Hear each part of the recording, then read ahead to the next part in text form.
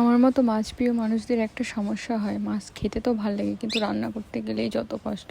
এই দেখো, আমি পাবদাগুলোকে কেটে ধুয়ে পরিষ্কার করে নিয়েছিলাম, তার মধ্যে তেল আর নুন আর হলুদ মাখিয়ে নিচ্ছিলাম।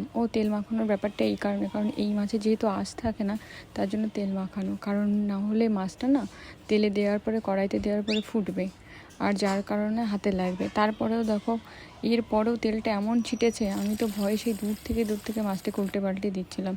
আর এই মাছটাকে না বেশি একটা ভাজা যাবে না, অল্প ভাজতে হবে, নাহলে মাছটা স্বাদ চলে যাবে। তেলের মধ্যে কালো জিরে দিয়ে নিয়েছিলাম, তারপরে একটুখানি পেঁয়াজ বাটা দিয়ে নিয়েছি। পেঁয়াজটাকে একটু ভালো করে নাড়িয়ে চাড়িয়ে নেওয়ার পরে এর মধ্যে এক এক করে সব রকমের মশলাগুলো দিয়ে দিতে হবে। এটা আদা বাটা ছিল, আদা, তারপরে আবার রসুন বাটাও দিয়ে নিয়েছিলাম। রসুন বাটাটা দিয়ে একটু ভালো করে নাড়িয়ে চাড়িয়ে নিয়ে, এটা ছিল কাঁচা লঙ্কা বাটা। কাঁচা লঙ্কা একটা আলাদা ফ্লেভার থাকে, এই জন্যে কাঁচা লঙ্কা বাটা দেওয়া এর মধ্যে। এটাকে ভালো করে কষিয়ে নিতে হবে ওই মোটামুটি 2-3 মিনিট। আমার হাতে যা তেল ছিটছিল, কেন জানি না, মাছের তেলটার জন্য নাকি কি যেন। এই দেখো, আমি মাছটা এখানে ভেজে রেখে দিয়েছি। তারপরে এখানে একটু হলুদ গুঁড়ো দিয়ে নিতে হবে। হলুদটা গুঁড়ো দিয়ে নেওয়ার পরে একটু নাড়িচাড়ি এখানে মানে টমেটো পেস্ট দিয়ে নিয়েছিলাম। টমেটো পেস্টটা একটুখানি গামাখা করে নিতে হবে, নাহলে এর যে ফ্লেভারটা না, কাঁচা ফ্লেভারটা থেকে যাবে।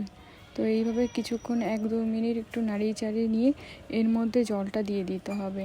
এই দেখো, এই জলটা দিয়ে দেওয়ার পরে না, জলটা মোটামুটি ঢাকা দিয়ে 5-6 মিনিট পর্যন্ত রেখে দিতে হবে। তারপরে একে একে ভাজা মাছগুলো এই জলের মধ্যে দিয়ে দিতে হবে। মাছটা দিয়ে দেওয়ার পরে তারপরে এর ওপরে একটা ঢাকা দিয়ে দিতে হবে। সেই ঢাকাটা দিয়ে দেওয়ার পরে 1-2 মিনিট রাখতে হবে। তারপর নামানোর সময় একটু ঘি দিয়ে দিতে হবে, আর লাস্টে পরিবেশনের সময় একটু ধনেপাতা কুচি।